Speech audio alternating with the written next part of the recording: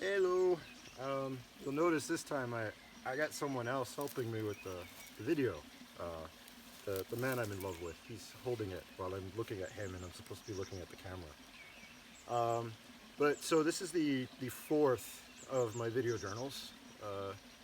I'm in the same place I was in the last two, but I never showed you that tree, which is why I had him film that tree.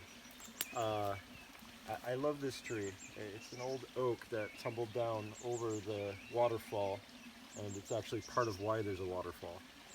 Um, yeah, so this week, well, first of all, thanks again for supporting me, for all of it. I really appreciate it. And this week I wanted to talk, I was just telling him a story actually, about, there was this group in Germany called the Wandervogel. It's spelled Wander. It basically means wandering birds, and they were in the 1920s and 19. Ow, nettle. Sorry, I just got stung by nettle. Again, cool. Um, but so they were in the 1920s and 1930s in Germany, and they were kind of a naturist, back to the earth group.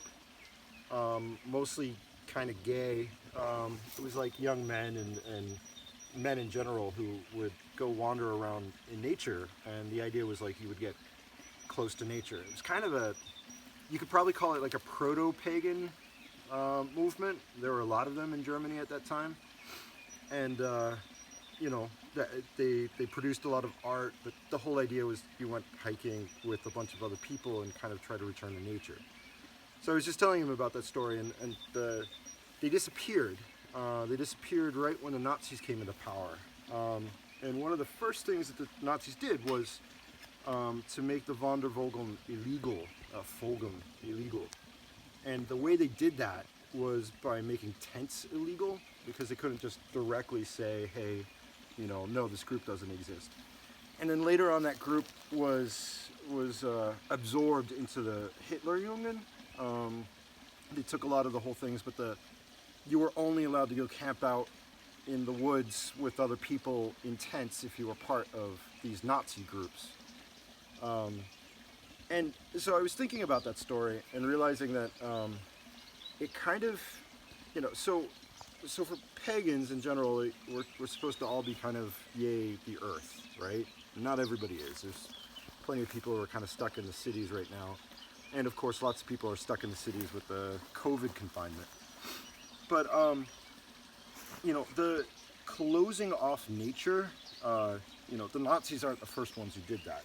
You're probably familiar with what was called the enclosure movement in Britain. So this was in the late 1600s up till the early 1800s, where there was all this land. They were called the commons. It was land that anybody could use in a village. You know, kind of like where I'm sitting right now.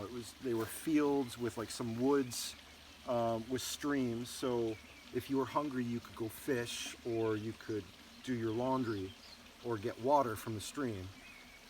If you had a cow or a goat, you could take them to the field, and the cow or goat could eat there.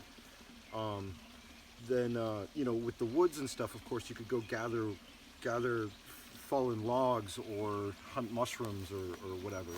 So it was always this access, this bare minimum access to food, and you know, what was called the means of production, as it were. And then the enclosure movements divided up places like this and said, no, you can't go here anymore unless you own the land. And the government would take that land and sell it for very cheap to somebody who would then put up fences. You know, there are fences everywhere around here. I just kind of crawl under them. But that same thing of like, you know, what the Nazis did and the enclosure movement did, what they both did together was they blocked off nature for the vast majority of people, and made it so that you could only go in nature either if you were, one, part of a fascist political party, or two, if you had enough money to claim ownership of that land. And I was thinking about this in relationship to, you know, kind of, last week I mentioned, you know, it's a shame that most people don't have access to this. Anytime I want, I can kind of come here. There's a butterfly going by. That was pretty cool. You know, there are ladybugs everywhere. There's nettles, which keep stinging me. There's a stream. I can just go here, but I'm not, you know, officially allowed to go here. I go here because, you know, I want to. But for the vast majority of people, like, we're not allowed to do that, or we don't have access to it. Or if you're in a city right now, like, so many of the parks are closed, which is weird. Like, I saw in the United States, you know, they closed off many hiking trails, so you can't go hiking any longer. And then they closed off public parks. So pretty much it's not just stay at home and don't go to stores or don't go to work, but it's really, no, you can't even go into nature. And of course nature is like, well, we are nature. Like, we're part of it. That's us. We're a part of this thing. This is the thing that's here first, and all of the civilization is kind of afterwards. Which, speaking of which, so today I left for the first time. Not left. I've been leaving all the time. I've been going to go visit this place. But for the very first time, I went to town, as it were. To a very short trip. Basically, I went into civilization.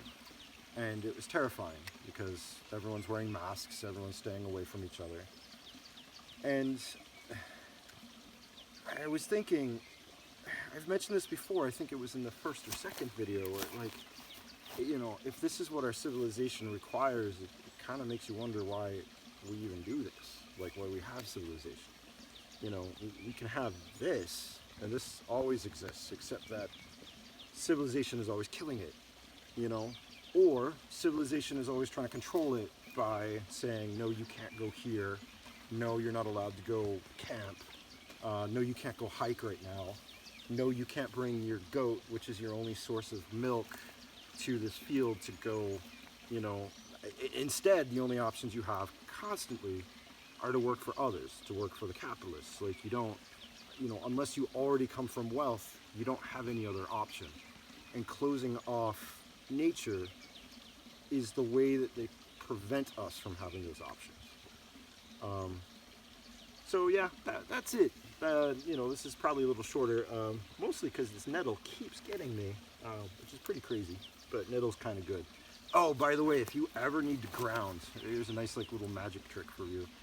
If you ever are just having a really bad time and you're, like, energetically like, go walk through some nettle barefoot. Yes, ouch, right? But it helps. I've done that a few times. I did that with two friends of mine who are witches. Just had a really intense moment. I'm like, oh, all right, ran out barefoot, nettle. It'll ground you real quick. Anyway, yeah, I hope you enjoyed this. Thank you, Ralph, for holding this camera. And I will see you all next week. Bye.